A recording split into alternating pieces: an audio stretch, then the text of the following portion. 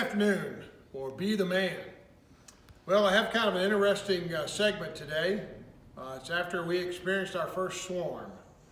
Not a very happy day.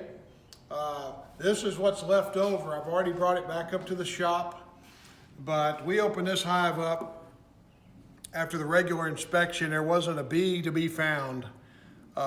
We did find a little bit of leftover brood, a little bit of honey that's left. We have a couple queen cells that were left behind. Some cells empty here. You see one bee that's followed me up here. But they're basically taken all the honey as they gorge themselves before they swarm. And the good news is about 3 weeks ago, upon inspection, I realized that my bees had overwintered very strong. And in fact, we estimated we still had 40 or 50,000 bees between the two boxes. But now we have 0 bees, actually 1 bee left here. And we did an inspection, I'll show you in a minute, of the remaining colony where the queen was. And they left, they swarmed also, so both colonies of my bees swarmed. One, we were trying to raise a new queen in from a recent split. The other was the original box. But we were able to find the new queen, but they all left. So this is what you're left with. You got just a former home to thousands and thousands of bees that basically decided it was time to leave. Interesting thing, why do bees do that?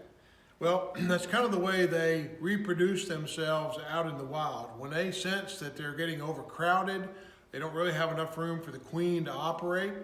The queen basically will leave with about half of the hive, sometimes more than half of the hive, and will go look for a new place. Before that happens, the bees will create queen cells in order for new queens to hatch. So the swarm will happen prior to them hatching.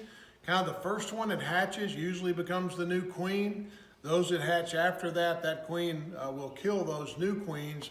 So kind of the strongest one wins, if you will. And so a new hive or a new colony is created that way. And so we succumbed to that this time. It was unfortunate. Usually when they're going to swarm, it's hard to get them not to, but very disappointing. It's kind of like when your dog runs off. We've had these bees for 11 months. We grew them from a nuke to a very thriving hive. They survived the winter. We're thriving through the winter, and we're looking forward to a great honey year this year. So for Be the Man, we're going to take a break. We'll be back in just a minute. We're going to go to the existing hive and talk about it just for a minute. Thank you very much. All right, welcome back. I'm calling this segment the Left Behind series of Be the Man. In this box, my original box that was just loaded with bees, swarmed. I'm guessing that there's maybe 1,000 bees left. Not very many at all. But we did find the new queen.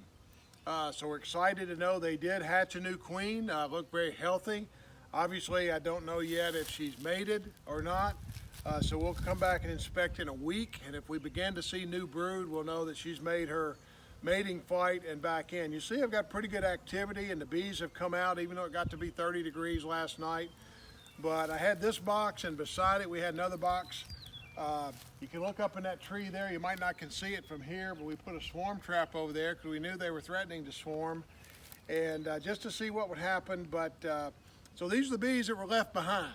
So I don't know if it was a schoolyard pick and they didn't get picked to make the trip, or how it is that they're staying behind. But they'll be taking care of the new queen. And some will be nurse bees, some will be scouts, some will be guard bees, some will be undertakers as they figure all that out in the coming days. So basically what's happened, unfortunately, is we've gone back to square one. Maybe a little less than square one, because we started last year, 11 months ago, with a full nuke, about half a hive. This is far less than half a hive, but we do have a queen. Don't know if she's mated yet, we'll know that. So we've got less than a nuke that we're starting over with. So we probably will find another nuke to build off on and kind of start over and see where we are.